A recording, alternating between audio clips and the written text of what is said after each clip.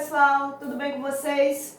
Nós vamos para a nossa aula de História da África, né, 19ª aula. Nós vamos falar sobre a vida dos escravos, né, pós-abolição da escravatura, ok? Nós vamos falar um pouco sobre a vida dos negros, né, após a abolição.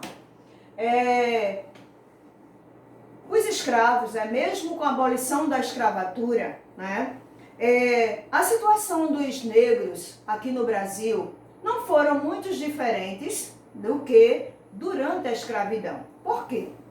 Eles receberam a liberdade, mas eles não foram integrados à sociedade, tá? E muitos resolveram, né, continuar com o seu trabalho em algumas fazendas, né? Mas outros resolveram partir.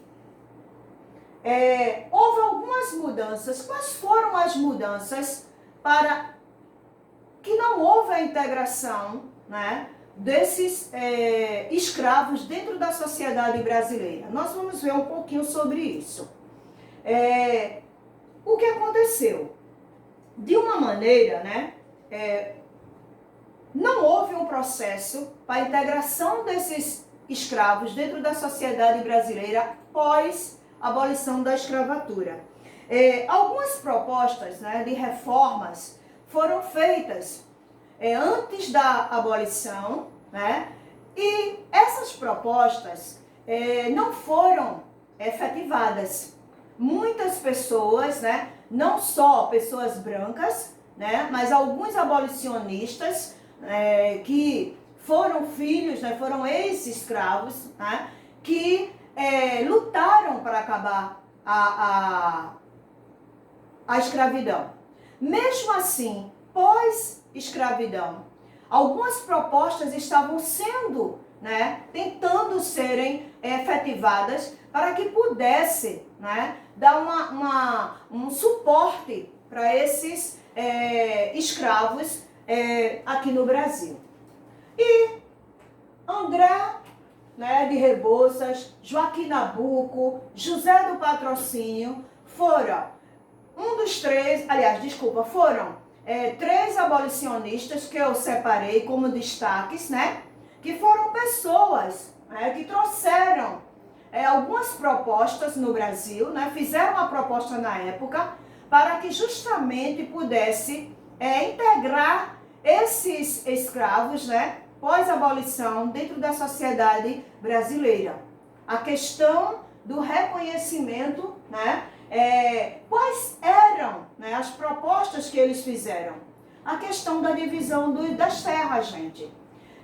Os libertos, né, e os ex-escravos, eles quando foram libertos da abolição, eles não tinham casas, eles não tinham terras, eles não tinham educação, né? Então eles precisavam, para ser integrado na sociedade, poder ser reconhecido e respeitado, o Estado, né, deveria ter preparado, né, para que pudesse dar um suporte, né, para essas pessoas. Então, a proposta, né, que esses três fizeram na época foi a divisão de terras, né, que poderia ser dada ou vendida para esses, né, escravos que já trabalhavam nessas terras aqui no Brasil.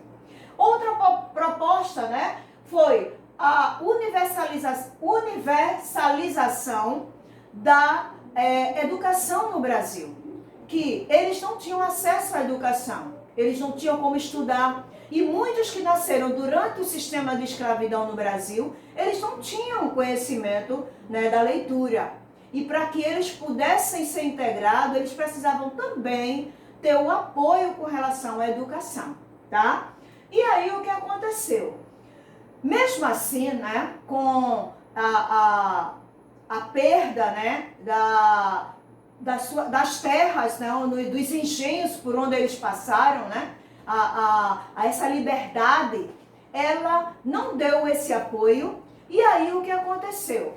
O Rio de Janeiro foi um dos estados que mais exerceu um papel importante, né, para os ex-libertos e ex-escravos. Aliás, os libertos e os ex-escravos. Então, muitos migraram, saíram de São Paulo para o Rio de Janeiro, justamente para poder tentar a vida. E, chegando no Rio de Janeiro, gente, existe esse termo de bem viver. Esse termo foi usado na época pelas autoridades, né, que era um termo que os ex-escravos, né, que os negros que estavam morando lá, que fossem morar lá, as autoridades davam esse termo para eles assinarem, eles se comprometendo de, durante o tempo que ele fosse estar no Rio de Janeiro, eles teriam que trabalhar, ok?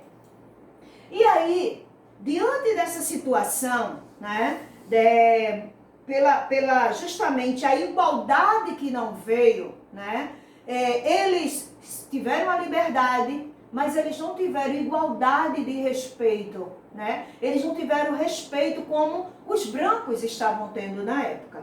E aí o que aconteceu? Vários grupos, né, se levantaram, né? Vários grupos ficavam muitas vezes, né, nas ruas, como eu já mostrei para vocês num dos textos de uma das aulas que a gente teve, né? Eu mostrei fotos onde muitas pessoas, né, muitos rapazes, né, às vezes iam à procura de trabalho, sem encontrar, eles ficavam nas praças. E a capoeira, né, os capoeiristas, foi um dos grupos, né, que ficava pelas ruas, né, fazendo a sua arte. E muitos deles foram taxados de vagabundos, de vadiagem, né, porque eles eram vistos dessa forma. Então a situação, gente, dos negros pós a abolição. A foto já está mostrando a situação difícil que eles viveram, né? A questão da moradia, a questão do acesso à terra, do seu próprio sustento, né? Que eles não tinham esse apoio. Então, o Rio de Janeiro, né, muitos, como eu falei, migraram de São Paulo e a situação deles era terrível, né? E tem vários estudiosos fazem levantamento, né, fazem suas teses, trazendo um pouco dessa vida, dessa época colonial, ou dessa época imperial, dessa época que eles foram libertos, e como eles chegaram até hoje, como esse povo sofreram, né, as dificuldades que eles enfrentaram aos longos dos séculos, mesmo após a abolição. Aqui eu também estou mostrando para vocês como foi a vida deles lá no Rio de Janeiro e outras cidades daqui do Brasil após a abolição. Muitos, gente, não tiveram, né, continuaram, eu falei o quê? Eles continuaram, muitos continuaram, né, quase que com o mesmo tipo de trabalho, só que de uma forma diferenciada. Era através do seu trabalho próprio, individual, né? Muitos começaram a trabalhar para seu próprio sustento, tá? Então, muitos foram trabalhar fazendo lavagem de roupas, né? Outros pescavam, outros, né, faziam seus quitutes, né? Foram vendedores na rua, né? Barbeiros e tantos outros tipos de serviços, né? Que muitas mulheres, como eu falei na aula passada, também, né, negras, também tiveram seu papel importante, né, nessa época, influenciaram também este momento, né, trabalhando nas ruas. Então eles passaram a trabalhar nas ruas justamente, né, para poder se sustentar, porque eles não tiveram esse apoio de trabalho, de moradia, né? Então isso fez com que tivesse também, né, a desigualdade social, né, partisse essa visão da desigualdade social do século XIX para o século XX. Então, nós sabemos que a igualdade veio, a liberdade veio, mas a igualdade não, né? Então, hoje sabemos que o fim da escravidão, ele foi feito, né, com a visão, né, de várias partes, né, acompanhado, né, de interesses mútuos de vários grupos, né, e diversas partes da América também, e como também fora do Brasil, tá? E aí, nós vamos ver memória seletiva. O que isso tem a ver, professora? É porque durante esse período, né, da pós-abolição, que os negros poderiam ser apoiados, né, poderiam ser bem estruturados para poder, né, ter sua vida como as outras pessoas da sociedade tiveram, né, o direito à educação, direito à moradia, direito ao respeito, né? Então, eles fizeram, né, endeusaram, romantizaram, né, fizeram uma memória, selecionaram uma memória da Lei Áurea, né, romantizaram a Lei Áurea, né, e selecionaram justamente para o processo de emancipação, né, porque, segundo, né, a história, muitos foram, né, os processos de lutas que ficaram no Brasil após a abolição da escravatura, né, as revoltas que houve, né, as situações de justamente esse povo, né, está confrontando com os brancos, né, para poder ter um espaço, ser respeitado. E isso fez com que a história desse povo, né, da escravidão, todo o sofrimento, toda a perseguição, toda a tortura, né, fosse, vamos dizer assim, apagada, né? Então, por isso que eu trouxe memória seletiva, segundo o autor, né, porque foi um processo de construção de uma memória para esquecer a escravidão. E aí, a Lei Áurea, né, quando a Lei Áurea aconteceu, né, em 13 de maio de 1888, o que aconteceu? Primeiro, a dona Isabel, né, a princesa Isabel, ela assinou o documento da Lei Áurea, né, e após essa proclamação, né, da liberdade da escravidão, né, dos escravos, né, houve a missa campal. E não ficou só com a missa campal.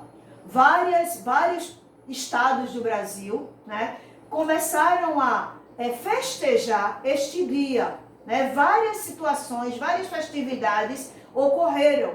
E uma das coisas, né, que evidenciaram foi justamente a princesa Isabel, né? Ela recebeu prêmios, né, por conta da posição que ela fez, né, em assinar o documento de liberdade, né, dos escravos, da Lei Áurea, né? Inclusive eu trouxe para vocês que esse nome Áurea vem da palavra, né, significa ouro, né, na questão do iluminismo no Brasil.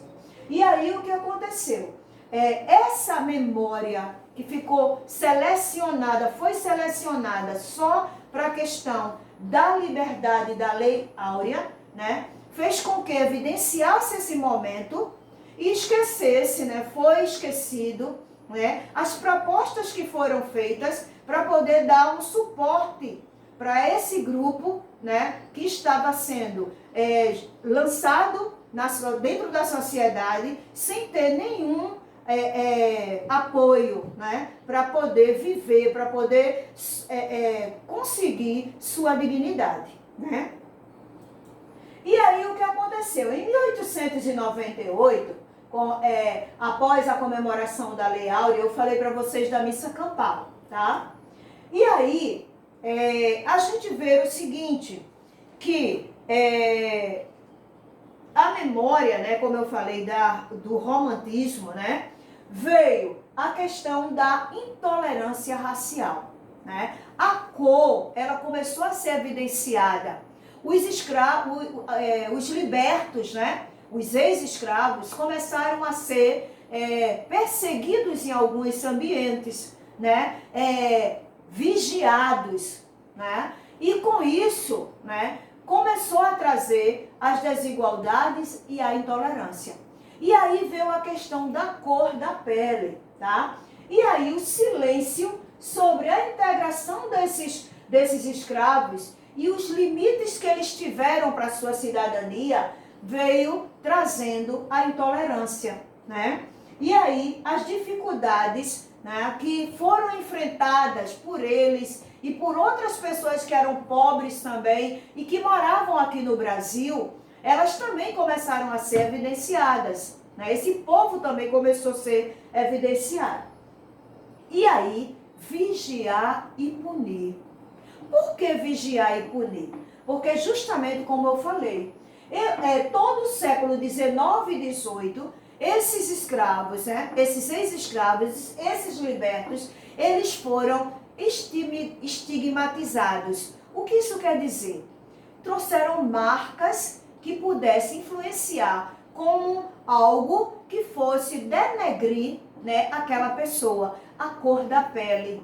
Eles foram perseguidos pela cor da pele. Nesse período, né, entre século XIX e XX, né, eles foram muito perseguidos, falta de trabalho, as escolas, né, eles foram vigiados, como eu falei para vocês, eles assinavam um documento, né, no Rio na época, né, e aí, o que aconteceu? Diante disso, gente, muitas prisões ocorreram, tá? Durante esse período que os negros estavam tentando, né, se integrar à sociedade.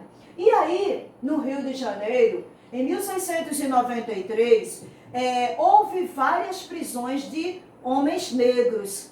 E que aqui, né, nesse calabouço, né, hoje já não existe mais dessa forma, né, é a ponta do calabouço do Forte de São Tiago, o antigo arsenal de guerra na época, era a prisão do calabouço, onde muitos negros, né, libertos, né, foram, na época, presos e ficaram aí.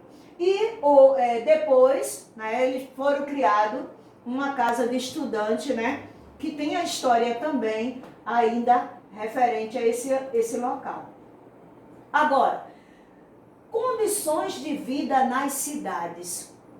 Lembrara-se muito, né, nessa época, a questão do negro na rua. Segundo alguns estudiosos, né, diz que durante esse período, na cidade do Rio de Janeiro, o negro foi tão evidenciado, né, que muitas vezes, muitas mulheres diziam assim: poxa, eu estou pensando em sair de casa, mas ter que enfrentar e ver aqueles negros, né? Então, a questão dos libertos, né, foi muito difícil para eles. Então, eles já eram marginalizados, vamos dizer assim, antes mesmo, né, de haver a escravidão, eles já estavam sendo. Mas após a escravidão, mesmo com a liberdade, eles ainda foram perseguidos pela cor da pele. E muitas vezes era evidenciado onde eles estavam, o que é que eles estavam fazendo, mas não se evidenciava as condições precárias que o Brasil estava passando, os locais, os estados estavam passando, e as dificuldades não só dos libertos e dos ex-cativos, né, ex-escravos, mas também de outras pessoas que estavam morando no Brasil. As condições da urbanização, né, a estrutura que eles não estavam recebendo, né? Veja as condições que eu trouxe para você essas fotos, né, das casas, das situações por onde eles estavam passando.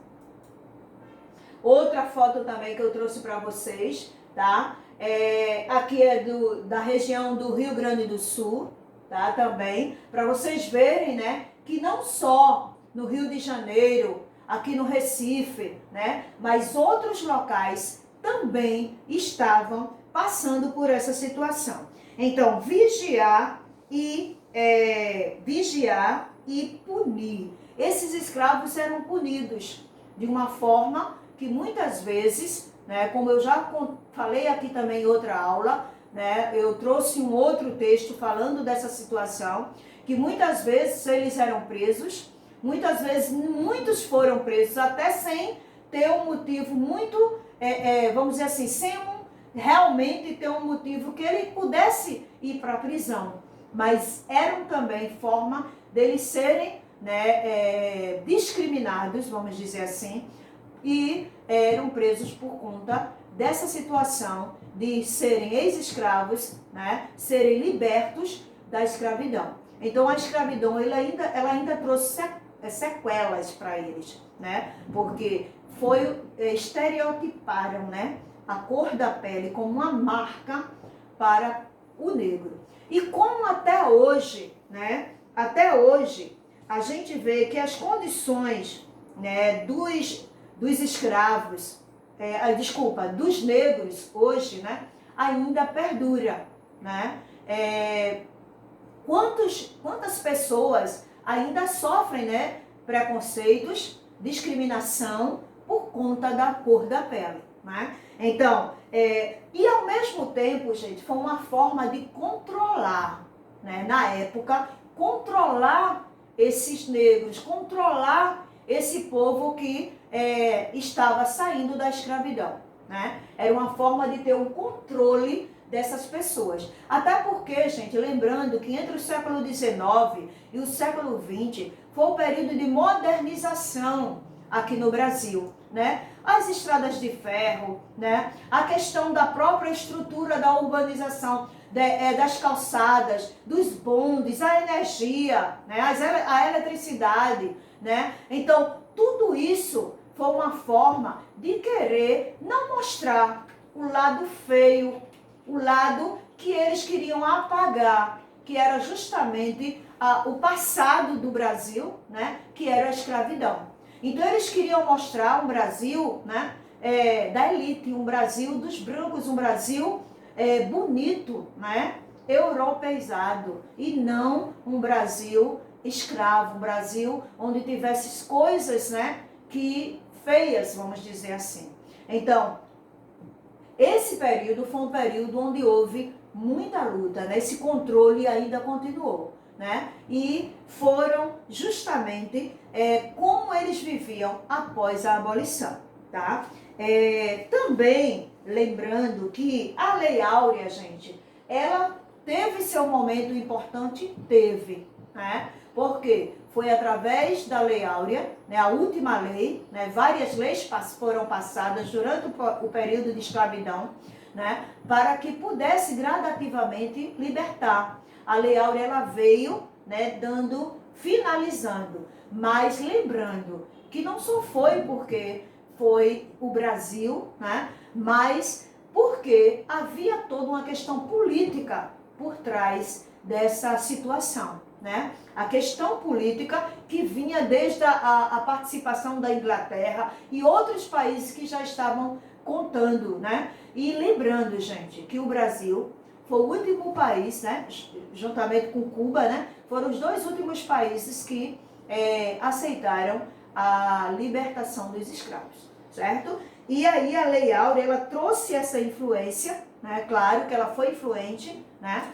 mas infelizmente esse foi um pouco, né, das dificuldades que os africanos sofreram, né, os libertos, os ex-escravos sofreram durante, né, após a escravidão, né, o que eles sofreram, não só no Rio de Janeiro, né, mas em outras regiões, como a gente já falou aqui do Recife, né, também daqui no nosso estado de Pernambuco, né, outras regiões, outros estados também passaram por essa situação.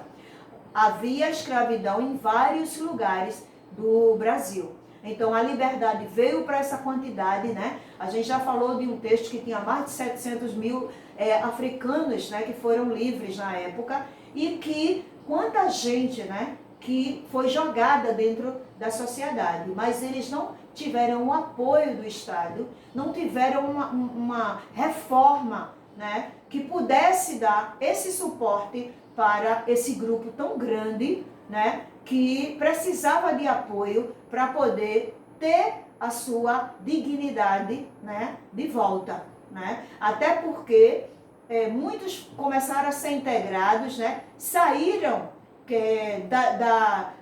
dos locais e fazenda querendo muitas vezes procurar o seu próprio parente para poder se integrar de novo na família. Outros saíram porque não queriam manter distância, né, dos cafezais por onde eles, nas fazendas, né, por onde eles trabalharam, esquecer o passado. E outros porque realmente queriam ter uma vida melhor. Foram, né, o êxodo, né, saindo das zonas rurais para as cidades, para os centros urbanos, à procura de uma vida melhor. Então, aí a gente vê um pouco, né, da trajetória desse grupo, né, que sofreram e vem sofrendo ainda ao longo do tempo, tá?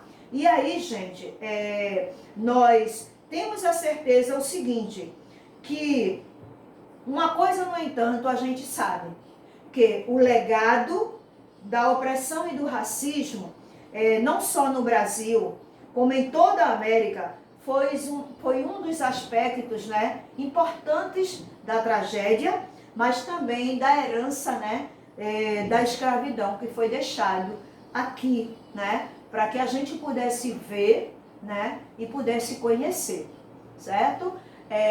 E aí a gente vai findando a nossa aula, tá? Da escravidão, né? Como esses escravos, né, ficaram, né? Quais foram os suportes que eles receberam, quais foram as leis, né, as propostas que os abolicionistas trouxeram para poder apoiar esse grupo, né, após a escravidão. E que infelizmente não aconteceu, tá certo? Nós vamos ficando por aqui com a nossa aula. Espero que vocês tenham, né, uma boa semana, tenham um bom dia, ou uma boa tarde, ou uma boa noite, tá? Fiquem na paz, beijo para vocês e até mais.